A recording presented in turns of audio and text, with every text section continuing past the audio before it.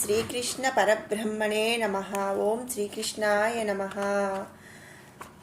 మనం భగవద్గీత గురించి మనకి తెలుసు కదండి.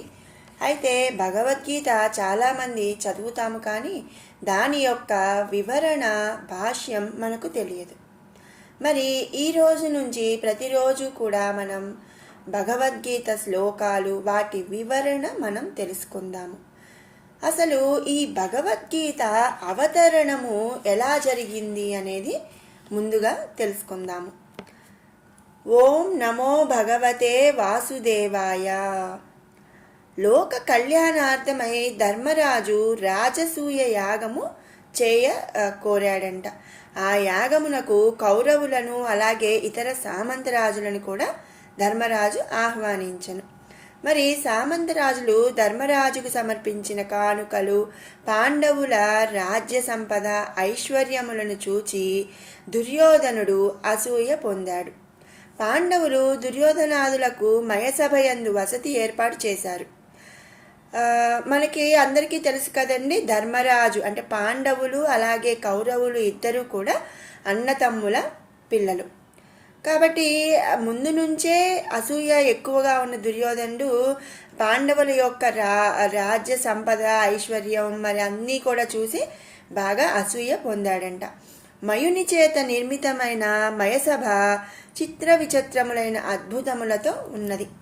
అంటే ఏంటంటే ఉన్నయి లేనట్టు, లేని ఉన్నట్లుగా భ్రాంతి కలిగించు ఇంద్ర మహేంద్ర జాలమంతయు నిండి ఉన్నది ఆ మయసభ. దురాభిమానగ్రస్తుడైన దుర్యోధనుడు మయసభ అందు ముందుకు నడుచుచు అన్నీ చూస్తూ వెళ్తున్నప్పుడు అక్కడ మధ్యలో కొన్ని కొలనులు కనిపించాయంట. ఆ ముందుకు నడిచి కొలను యందు పడినప్పుడు ద్రౌపది చెలికత్తలు నవ్వుట యాదృచ్ఛికమైనను తనను అవమానించుటకే పాండవులు ఈ పన్నాగము పన్నారు అని భావించి అహంకార చిత్తుడైన సుయోధనుడు అంటే దుర్యోధనుడు బాగా కోపం వచ్చి పాండవులపై ప్రతీకారం చేయవలని తలంచాడంట, అంటే తలపెట్టాడు. మరి మేనమామగు శకునితో దురాలోచన చేసి పాండవులను జూద క్రీడకు ఆహ్వానించారంట. జూద క్రీడ అంటే మనం ఇప్పుడు పేకాట అనుకుంటాం కదండి. అప్పట్లో జూద క్రీడ అంటే పాచికలతో ఆడేవాళ్ళు, దాన్ని జూద క్రీడ అంటారు. మరి కపటోపాయముతో ఏర్పాటు చేసిన ఆ జూద క్రీడలో శకునితో ధర్మరాజు జూదమాడి తన రాజ్యలక్ష్మిని అంటే తన రాజ్యాన్ని మరియు సర్వ సంపదలని మొత్తాన్ని కూడా కోల్పోయారు. ఇక జూద నియమానుసారము 12 సంవత్సరములు అరణ్యవాసము, 1 సంవత్సరం అజ్ఞాతవాసం చేయాలి. అరణ్యవాసం అంటే అన్నీ కూడా అంటే వాళ్ళ యొక్క సంపదలు అన్నీ వదిలేసేసి అడవిలో ఒక సాధారణ జీవితం గడపాలి. మరి అజ్ఞాతవాసము అంటే ఆ 1 సంవత్సరం కూడా ఎవ్వరికి కనిపించకూడదు. అలాగే అసలు వాళ్ళు ఎవరు అనే వాళ్ళ ఉనికి అనేది ఎవరికి కూడా తెలియకుండా ఉండటాన్ని అజ్ఞాతవాసం అంటారు. ఒకవేళ 1 ఇయర్లో అంటే 1 సంవత్సరంలో అజ్ఞాతవాసం జరిగేటప్పుడు ఎవరైనా సరే వాళ్ళని గుర్తుపట్టి వాళ్ళు ఫలానా వాళ్ళు అని చెప్పితే గనక మళ్ళీ అరణ్యవాసం నుంచి మొదలు పెట్టాల్సిన నియమాలనేవి అప్పట్లో ఉండేవి. మరి 1 సంవత్సరం అరణ్యవాసం కూడా పూర్తి చేసిన తర్వాత పాండవులు ఏంటంటే తమకు అర్ధరాజ్యము లేదా 5 అన్నదమ్ములకి ఒక్కొక్క ఊరు ఇవ్వవలసిందిగా మరి మన శాంతి ప్రియుడు పురుషోత్తముడు అలాగే దేవదేవుడు సర్వజ్ఞుడు వాసుదేవుడు అయిన శ్రీకృష్ణ పరమాత్మను రాయబారిగా కౌరవుల వద్దకు పంపారు. రాజ్యభాగము కాదు కదా, సూది మోపినంత భూమి కూడా పాండవులకు ఇవ్వమని రారాజైన దుర్యోధనుడు మరి శ్రీకృష్ణ పరమాత్ముడికి, జగన్నాటక సూత్రధారి పాత్రధారి అయిన శ్రీకృష్ణ పరమాత్మునికి చెప్పారంట. శ్రీకృష్ణ రాయబారము విఫలమై యుద్ధము తప్పనిసరి అయింది.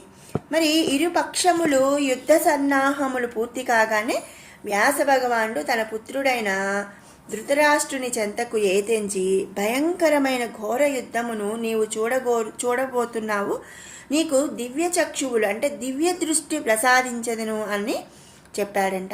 చెబితే అప్పుడు ధృతరాష్ట్రుడు, మహర్షి, కులనాశనమగు ఈ హత్యాకాండను చూడాలని లేదు.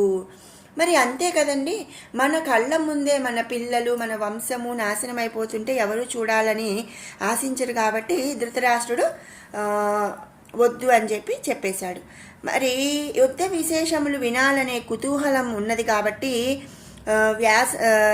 చెప్పాడనమాట, కుతూహలం ఉంది అని. అప్పుడు వ్యాస భగవానుడు ఏం చేశాడంటే సంజయునకు దివ్య దృష్టిని ప్రసాదించాడు. ఈ సంజయుడికి దివ్య శ్రవణం, దివ్య గమనం, శస్త్రాస్త్రాలకు గురి కాకుండా ఉండటం అనే వరాలను సిద్ధించాయి. కురుక్షేత్ర యుద్ధాన్ని స్వయముగా చూసి వచ్చి యుద్ధ వృత్తాంతం అంతయు కూడా యథార్థముగా ధృతరాష్ట్రుడికి వినిపిస్తాడు అని చెప్పి వ్యాస భగవానుడు చెప్పాడు. ఈ యుద్ధంలో విజయం సంఖ్యాబలం మీద కాక దైవానుగ్రహం మీద ఆధారపడి ఉంటుందని కూడా చెప్పాడు. జరగాల్సింది జరగక మానదు అని కూడా వ్యాస భగవానుడు వివరించాడు.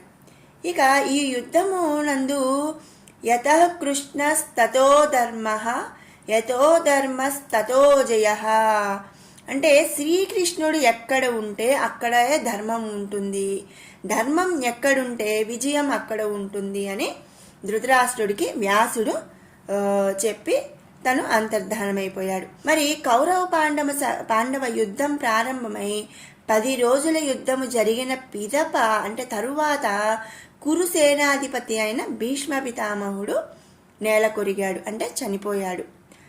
అది సంజయుడు ధృతరాష్ట్రునికి సమాచారం చెప్పాడనమాట. ఈ వార్త విన్న ధృతరాష్ట్రుడు తను మూర్ఛిల్లిపోయి తదుపరి మిగులు శోక సంతప్తుడై అంటే బాధారహితుడై బాధతో యుద్ధ విశేషములన్నీ కూడా ప్రారంభము నుండి ఇప్పటి వరకు జరిగిన అన్ని విషయములు సవివరముగా తెలియజేయాలని సంజయుణ్ణి కోరాడు. భగవద్గీత ప్రారంభమై శోక సంతప్తుడై కర్తవ్య విముఖుడైన అర్జుని యొక్క కర్మయోగిగా తీర్చిదిద్దిన శ్రీకృష్ణార్జున సంవాద రూపమైన గీతాశాస్త్రమును ధృతరాష్ట్రునకు వివరించి తదుపరి తన దివ్యానుభూతులను సంజయుడు తెలియజేయుచున్నాడు అని మనం ఇక్కడ తెలుస్తుంది. పరమ గోప్యమైన ఈ యోగమును అంటే గీతను యోగీశ్వరేశ్వరుడైన శ్రీకృష్ణ భగవానుడు అర్జునుకు చెప్పుచుండగా నేను ప్రత్యక్షముగా వింటిని అని సంజయుడు ధృతరాష్ట్రుడికి చెప్పాడు. సహస్రబాహుడు, అప్రతిమా ప్రభావుడు, జగన్నివాసుడు, విశ్వమూర్తి అయిన శ్రీకృష్ణమూర్తి విశ్వరూపమును దర్శించుట వలన తనువు పులకితమై నిరంతరము పరమానందమును ఓలలాడుచున్నది అని కూడా సంజయుడు చెప్పాడు.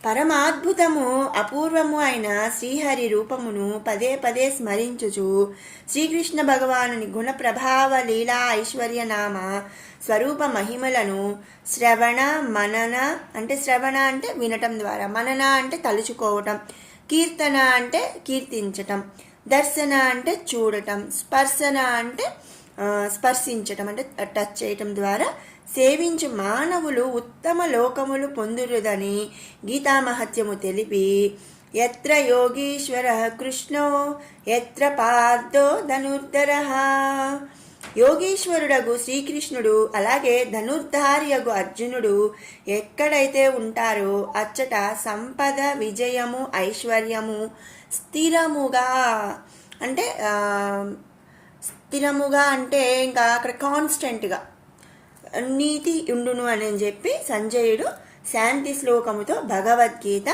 సంపూర్ణం చేశాడనమాట. మరి మనకి ఇక్కడ తెలుసుకోవాల్సింది ముఖ్యంగా ఏంటంటే భగవద్గీత ఎప్పుడు అవతరించిందండి? పాండవ కౌరవుల యుద్ధం 10 రోజులు జరిగిన తర్వాత భీష్మ పితామహుడు చనిపోయాడు అనే విషయాన్ని సంజయుడు ఎప్పుడైతే ధృతరాష్ట్రుడికి చెప్పాడో ఆ క్షణం ధృతరాష్ట్రుడు మొదటి నుంచి కూడా జరిగిన విషయం అంతా కూడా చెప్పవలసిందిగా సంజయుడిని కోరినప్పుడు సంజయుడు చెప్పిన ఆ గీత అంటే ఆ మొత్తం అంతా శ్లోకాలని కూడా ఆ మొత్తం సన్నివేశాన్ని భగవద్గీత 18 అధ్యాయాలుగా మనకి ప్రసాదించారు. మరి విన్నారు కదండి భగవద్గీత ఎలా అవతరించింది అనేది. మరి రేపు గీతా ధ్యానము అలాగే భగవద్గీతలోని మొదటి అధ్యాయము మనం చెప్పుకుందామండి. మీకు ఈ వీడియో కనుక నచ్చినట్టయితే లైక్ చేయండి, షేర్ చేయండి. అలాగే మరిన్ని ఇలాంటి వీడియోస్ కోసం మన ఛానల్ని సబ్స్క్రైబ్ చేసుకోండి.